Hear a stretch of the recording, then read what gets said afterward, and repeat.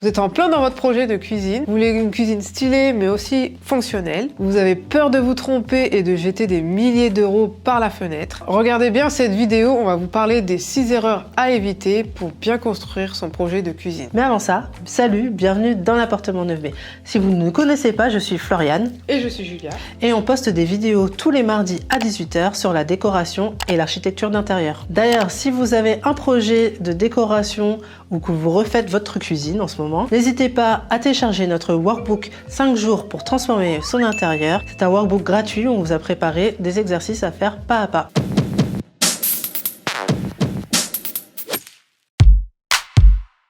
Il n'y a rien de plus désagréable que de devoir parcourir toute sa cuisine juste pour préparer un café le matin par exemple. Pour cela, il faut penser à un flow logique dans votre cuisine. Pensez aux différentes zones, la préparation, la cuisson et le lavage. Lorsque vous cuisinez un plat, comment allez-vous interagir dans ces différentes zones ? Quel est votre process pour réaliser votre plat efficacement? Quand vous aurez défini ces différentes zones, il vous sera plus facile de décider où placer votre casserolier par exemple, vos ustensiles, votre coin à épices. Si vous organisez bien ces différentes zones, même dans une petite cuisine, vous aurez l'impression de gagner du temps.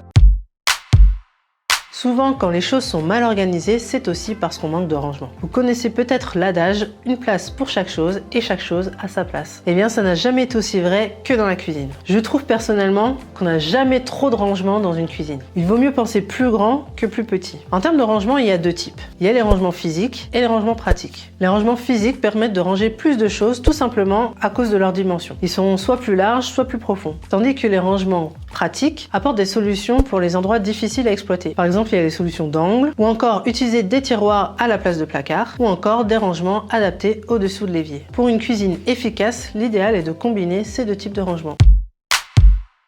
Dans la cuisine, on y fait beaucoup de choses. Vous aurez peut-être besoin de place pour disposer votre machine à café, votre robot mixeur, votre extracteur de jus. Vous avez peut-être également besoin de charger votre téléphone, etc. Tous ces petits appareils que vous utilisez tous les jours ont besoin d'une place. Mais surtout, d'avoir besoin d'une prise électrique accessible. Pensez à prévoir assez de prises électriques pour ne pas avoir à débrancher et rebrancher chaque appareil tous les jours.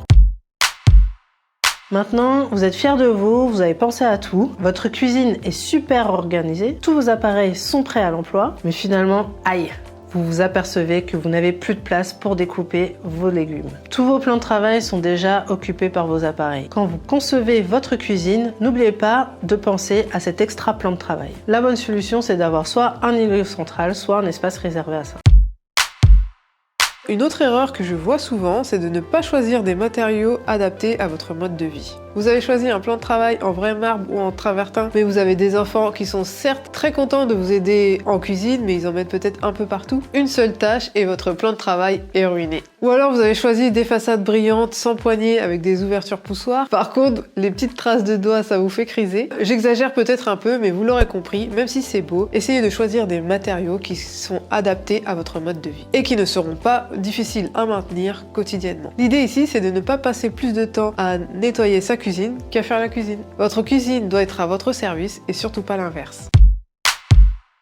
Dernier point, manquer de lumière dans la cuisine. C'est franchement désagréable de cuisiner dans le noir, non? Pensez bien à prévoir un éclairage adapté quand vous concevez votre cuisine. D'ailleurs, on a vu dans notre vidéo sur les tendances cuisine en 2022 que le layering dans l'éclairage fait son grand retour. Vous pouvez donc combiner plusieurs types d'éclairage. D'abord, un éclairage global que l'on pourra apporter via des spots intégrés dans le faux plafond. Ensuite, pour bien voir son plan de travail lorsqu'on cuisine, on peut ajouter des bandes LED sous les meubles hauts. Et pour finir et ajouter le wow factor, vous pouvez jouer sur des suspensions oversize au-dessus de l'îlot central par exemple. Et avec ça, vous n'aurez plus jamais de coquille d'œuf qui restera dans la pâte à gâteau. Voilà, c'est tout pour cette vidéo. N'hésitez pas à appliquer ces conseils avec votre cuisiniste ou aussi si vous concevez votre cuisine tout seul. Vous allez voir qu'en appliquant tous ces conseils, vous allez beaucoup mieux maîtriser votre projet et à la fin, vous arriverez à avoir une cuisine à la fois stylée et fonctionnelle. Dites-nous en commentaire si vous avez aussi d'autres bonnes pratiques à partager avec le reste de la communauté. Si cette vidéo vous a plu, n'hésitez pas à la partager et à la liker. Et on vous dit à très bientôt pour une nouvelle vidéo de déco. Bye!